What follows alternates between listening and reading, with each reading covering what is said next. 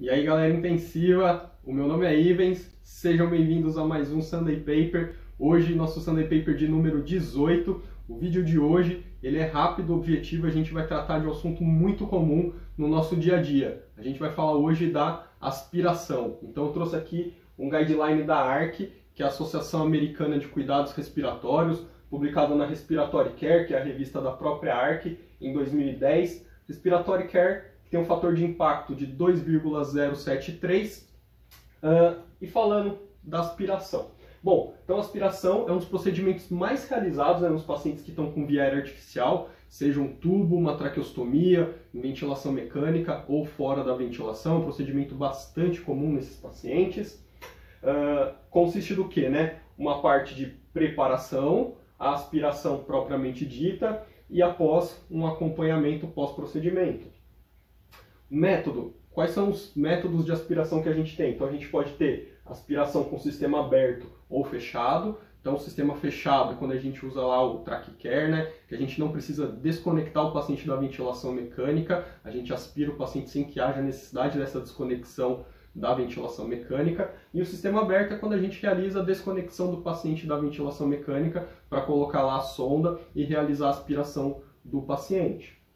A gente pode ter uma aspiração superficial ou profunda. Então, profunda é quando a gente introduz a sonda até que a gente sinta alguma resistência. Essa resistência geralmente é a traqueia. E aí a gente traciona a sonda mais ou menos 1 centímetro e aí realiza a aspiração. Ou a superficial, que é quando a gente introduz a sonda geralmente até o nível do tubo. Então, a gente tem lá as marcações na sonda, a gente sabe o tamanho do tubo e a gente introduz até o tubo e não até tocar na traqueia, não até sentir uma resistência.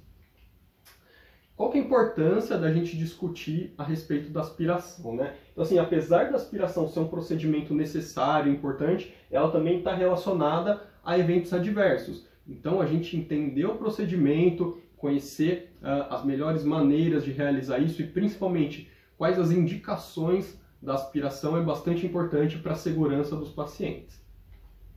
Então, primeira coisa, fase da preparação.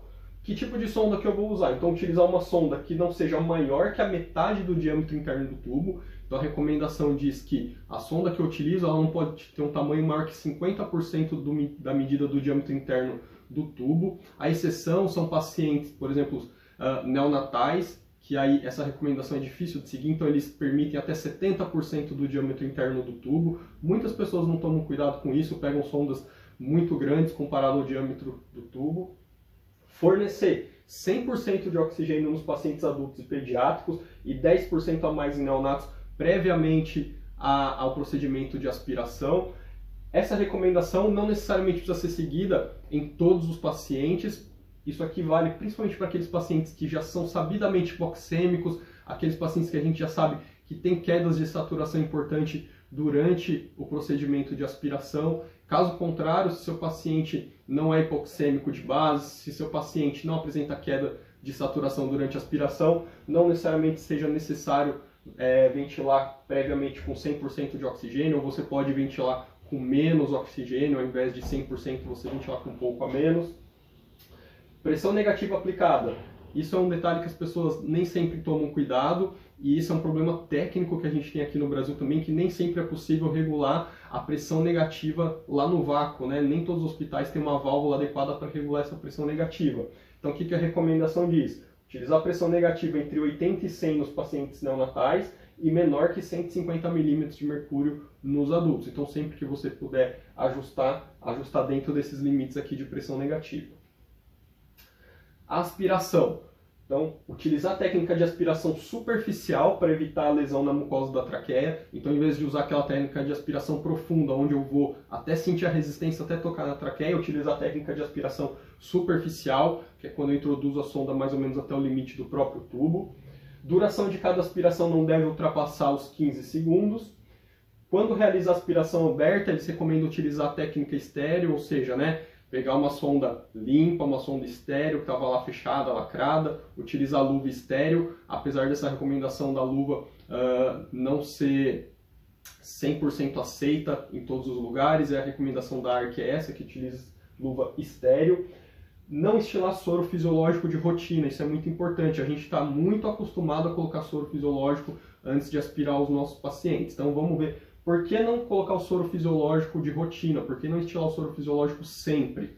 O soro fisiológico pode causar no nosso paciente tosse excessiva, queda de saturação, broncoespasmo, aumentar a dor, ansiedade, a dispneia do paciente. Isso vai aumentar também o que? Taquicardia, aumento da pressão intracraniana e deslocamento do biofilme. O que é isso, o deslocamento do biofilme? Isso é muito importante. O que é o biofilme? O biofilme é uma camada que vai estar ali na superfície interna do tubo do paciente, onde ela vai ter um grande grau de colonização bacteriana. Então, assim, isso é normal, formar essa camada interna no tubo com essa grande colonização bacteriana. O detalhe é que não necessariamente essa bactéria que está ali colonizando o tubo, que está ali no biofilme, está lá também no seu pulmão, na sua via aérea inferior. E aí quando você joga o soro, o que acontece? O soro leva esse biofilme, desloca essas bactérias para o pulmão do seu paciente e aí aumenta a chance do seu paciente ter uma pneumonia associada à ventilação mecânica. Então esse é um dos grandes problemas de você estilar o soro fisiológico, você deslocar o biofilme e acabar causando uma pneumonia para o seu paciente. O acompanhamento pós-procedimento. Então, você pode fornecer 100% de oxigênio nos pacientes adultos e nos pediátricos, 10% a mais em neonatos, isso se eles tiverem queda de saturação, precisarem disso. Não utilizar hiperventilação de rotina. É muito comum a gente ver em alguns lugares, pós-aspiração, as pessoas irem lá com o AMBU e hiperventilar o doente pós-aspiração. Isso não precisa, não de rotina. E monitorar o seu paciente observando qualquer reação adversa. O que pode ser uma reação adversa?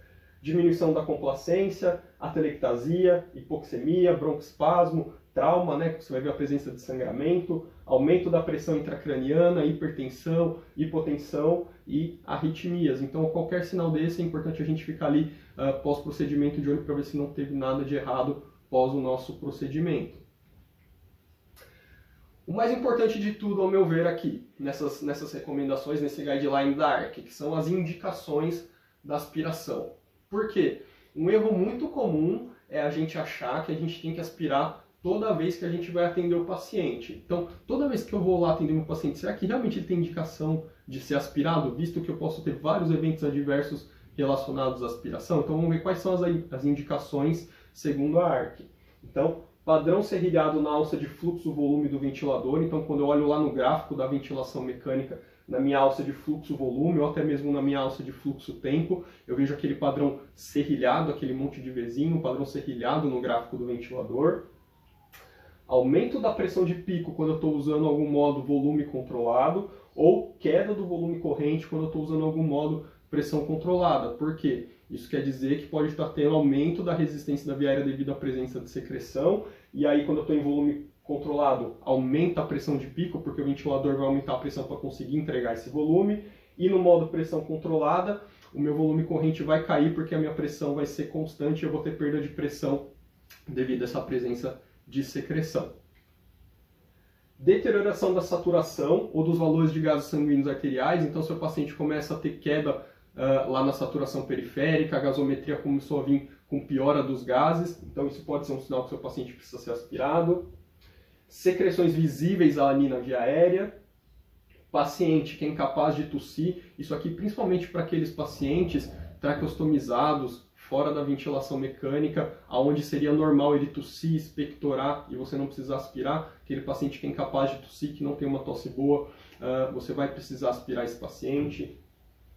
Desconforto respiratório agudo, às vezes a gente é chamado para avaliar um paciente que ele começou com desconforto respiratório agudo, isso pode ser por presença de secreção, então isso é uma indicação para a gente aspirar, ver o que está acontecendo, às vezes é uma rolha. Suspeita de aspiração de conteúdo gástrico ou de via aérea superior, então se a gente suspeita que nosso paciente pode ter aspirado por algum motivo conteúdo de via aérea superior ou conteúdo gástrico, a gente tem que aspirar até mesmo para ver se tem ou não e retirar esse conteúdo para que isso evite uma lesão maior no pulmão do meu paciente. E como eu sei que eu tive sucesso na minha aspiração? Então, quando eu realmente consegui remover as secreções, né, eu tive essa presença de remoção de secreção, melhora nos gráficos do ventilador, some aquele padrão serrilhado, o gráfico fica mais fluido, melhora nos sons pulmonares, e aqui é interessante, né? Porque na indicação, veja que não entra os sons pulmonares, então ao escutar o paciente ter som pulmonar de ronco, não necessariamente é uma indicação de aspiração, mas ele é um sinal de que houve sucesso na sua aspiração. Melhora da mecânica pulmonar, então se aumentou o volume corrente, se melhorou a complacência, se diminuiu a pressão de pico, são vários sinais de melhora da mecânica pulmonar devido à sua aspiração, e melhora da saturação e dos gases sanguíneos também. Então, se você aspirar o seu paciente e observar alguns desses sinais, ou um desses sinais, então sua aspiração foi muito bem indicada, teve sucesso. Se você aspirar o seu paciente e você não observar nada disso, provavelmente o que aconteceu é que você não aspirou o seu paciente direito, ou pior, é que você não indicou bem a aspiração e aspirou um paciente que não precisava ser aspirado, por isso que não teve nenhum sinal de sucesso. Então, prestar atenção nas indicações da aspiração é essencial, tá? A gente não precisa, a gente não deve aspirar todos os pacientes de rotina, simplesmente porque eu fui atender, eu sou obrigado a aspirar. Não, a gente não deve fazer isso, tá certo?